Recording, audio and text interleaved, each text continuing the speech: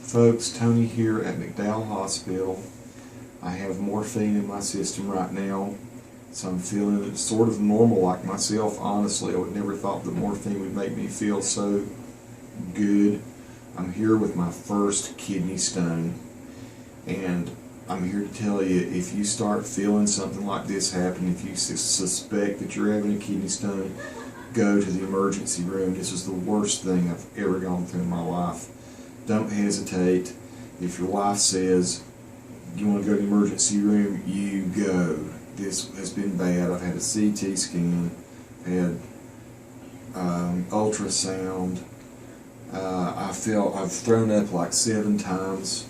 Now I'm on the morphine. I have a drip putting Flomax into my body so that I can pee and get this thing out of me, which I don't look forward to. Hey friends in YouTube land, I want to talk about something a little maybe unsavory tonight, and that is kidney stones. And the reason I'm going to talk is because I went through my very first one this weekend, and I'm doing this video for people who have never had one before. And I don't know if anyone will watch this or not. What I'm trying to do is kind of tell you what to expect so you don't freak out when you have one.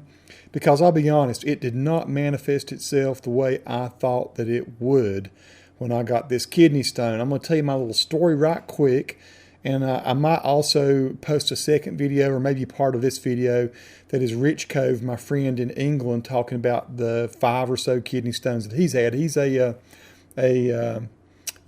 seasoned pro. I'm a rookie with kidney stones. But first of all, you've probably heard, if you've heard anything at all about kidney stones, that they're very painful. I can tell you that's true. I always thought that it would be something that you'd feel something like real sharp stabbing pain in your back, because your kidneys are kind of toward the back of your body, and I figured it would be just one of those unbearable back pain type things. That is not what I experienced at all. And it turns out what I experienced is pretty typical when I talk to other guys about it. So I'm going to tell you what, if you get this, what you might be going through so that you don't freak yourself out. What happened with me, and there's no delicate way to say this, I started maybe a night before, maybe 2 nights before it really hit hard, having really bad cramps in my stomach. Like I needed to go to the bathroom, like maybe I was backed up or something, and I would go to the bathroom, nothing would come out, and I'm talking about, felt like I had to poop. Nothing was going on, just severe cramps in my belly, but then it went away. The next day, I'm having some, I think I went the whole day and didn't have any problem. Then the day after that, which is Friday, I had an episode that was very strange. It felt like my left testicle was really under pressure, like something was squeezing it, or like it was just really throbbing, sort of dull aching in my left testicle. And then it went up into my stomach and up into my lower left quadrant of my stomach. So it's my left testicle, it was my left lower part of my stomach down there. And I'm going, what the crap is this? That's not what I expected. I expected to be something in stabbing in the back, that kind of thing. And anyway, it went away after about 20-25 minutes. So I'm thinking, okay, great. I felt great the rest of the day. Went to a number of meetings, worked till later in the evening, and then took off, shot some video, came home, la-di-da. Everything was great. And all of a sudden, as I'm sitting watching the evening news with my wife, I felt this pain return in the left testicle, up into my stomach, just horrible, like really hurting, like something really was bound up inside my stomach. It felt like my intestines were tied in knots on the lower left side. Well, I'm thinking, could this be a appendicitis? Well, it turns out the appendix is over on the right side, so it wasn't that. And I remembered watching Scott Hamilton, the skater, talking about when he found out he had testicular cancer. He talked about pain in his stomach, like in his belly button area and all that. And so you start tying that thing together, right? You got some kind of pain in your testicle. You got some pain in your stomach. Oh, Lord, what if I got testicular cancer? The reason I'm doing this video is so you don't freak yourself out thinking all these things. I called up one of my friends, one of my doctor friends. Now this was, I'm going to go back just a little bit. It got to a point where it hurt so bad I started throwing up my food that I'd eaten. And I knew then that something was pretty bad. I have a friend that's a family doc, and I called him. I said, hey, Tom, his name's Tom. I said, here's what I'm going through. What do you think this is? He says, well, I think it's either kidney stone or urinary tract infection. And I said, a kidney stone, really? It just didn't. Yeah, I couldn't imagine that being right. And I'm still thinking the worst. Well, he is a doctor. He does know, but you don't think that. You think, oh, it's got to be something worse than that. At least if it's me, that's what I'm thinking. So we ended up going to McDowell Hospital because it's part of Mission Health System, which is where I work now. So making sure that the insurance and all would pay. And went to the emergency room. And I had to go through an ordeal of waiting my turn in the emergency room. The pain just kept getting progressively worse. It was pain in the testicle. It was a pain that kept rising. It kept moving. It seemed like it was moving farther and farther up my abdomen. Still always on the left side over here, and just hurting. Oh, Lord. And I couldn't get comfortable. I had to get up and walk. Sometimes I'd sit down. Sometimes I'd kneel down. It's just like I was trying all kinds of different movements to try to get away from the pain, and the pain wasn't going anywhere. During the course of this, I threw up about 5 or 6 times. Now, I will tell you, I had to go through a ultrasound. Then I had to have a CT scan done. They did urine samples. They did blood work. They did all the things that an emergency room is going to do to rule out other things. The CT scan ultimately found the kidney stone. It was a small kidney stone, less than 4 millimeters. They told me they thought I could pass it. And they put me on morphine, which was delightful at that time. I've never been on morphine in my life. I hope I'm one of those people that does not like to take any kind of drug. I don't even like taking Alka-Seltzers. I have to sometimes. Omeprazole, I'll take that sometimes for heartburn. The only other thing I take is once in a while an Advil if pain or something's really bad. So the way they treated it, the end story here before I move on to some other information is that they gave me some Flomax, which makes you pee better. They gave me oxycodone. They gave me oxycodone, and which was a narcotic to keep the pain down. That did keep the pain down. And they also gave me, since oxycodone can make you nauseous, they gave me an anti-nausea drug. And so I took those drugs and drank fluid. I'm still drinking lots of water here. And eventually it took me about 2.5 days. That was Friday night. It was Monday in the early afternoon before I passed the stone.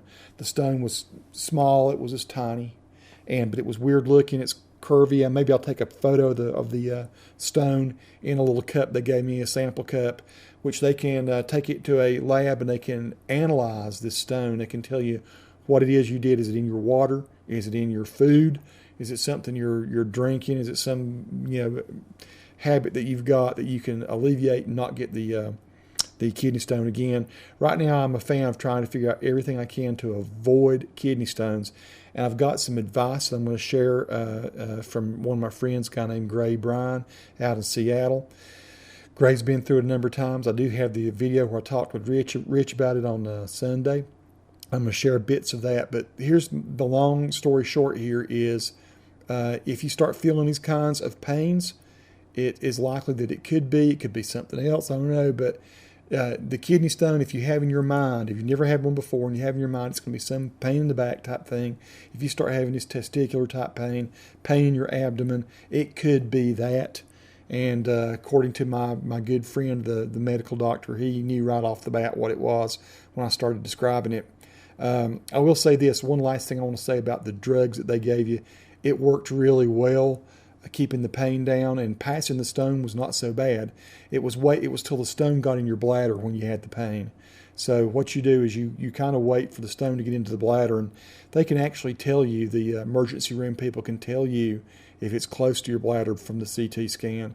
And so really I could probably have gotten off the drugs after it got into my bladder, but you have no way of knowing whether it's in there or not. You have to stay on your meds to keep ahead of the pain in case it's not in your bladder. Once it's in your bladder, honestly, peeing a stone that was, it was actually probably, I'd say about 3 millimeters. Peeing that stone out was not that bad. I barely felt it at all. So that's what I thought was going to be the worst part. That was not the worst part at all. It just shot right out. Now, if you have big old huge stones that have to be shot with lithotripsy or whatever, that's a whole different ball of wax. For those of us that have these small ones, and it just it's that kind, and they tell you that you can pass it, then that's what you got to look forward to, is just taking some drugs, drinking a lot of fluids, being a little bit loopy from the drugs. It probably doesn't hurt to move around a good bit just to get the thing loosened up inside you. I walked around the yard some. I did a few things like that, but mostly I just took the dope, drank the water, wait till the opportune time. I mean, man, I must have peed 3 gallons, folks, before it decided to come out. But eventually it did. And so today I went back to work. I will say this about the drugs, though. They're when you come off of them, like yesterday, I've been on it for 2.5 days.